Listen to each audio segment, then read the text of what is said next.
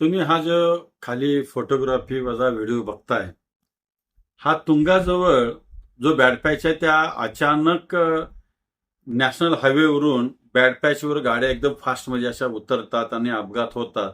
म्हणून मी वारंवार व्हिडिओ प्रसिद्ध केल्यानंतर पीडब्ल्यूडी नॅशनल विभागानं त्या वाहनांचा वेग कमी व्हावा म्हणून रेडियम लावलेले हे बॅरल असे रस्त्यावरती ठेवले होते की जेणेकरून येणारं वाहन त्या बॅरलच्या मधून असा येस आकार करून गेलं तर बॅडपॅचवर जाणारं स्पीडनं वाहन थांबेल आणि होणाऱ्या अपघाताला टाळता येईल या भूमिकेने बॅरल लावले होते.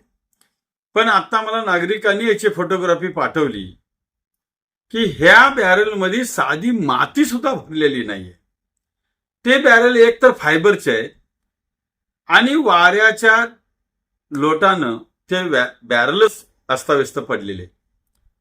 अरे ज्यांनी बॅरल लावलं त्यांना मी म्हणतोय काय देवानं जरा तरी शिकवलं असतं. अनफडातला अनफड माणूस सुद्धा त्यात माती किंवा काहीतरी भरून लावत. काय वेड्यासारखं ते बॅरल ठेवले आणि आता हे पडले. तर जरा कोणी बॅरल लावले असेल त्यांनी जर शिक्षण घेतलं असेल तर त्याचा फुकटमध्ये वापर करा आणि त्या बॅरलमध्ये माती बिती काहीतरी घाला, अगर पाणी भरा, काहीतरी करा, पण लोड ठेवा म्हणजे जेणेकरून वाऱ्यानं ते बॅरल पडणार नाही.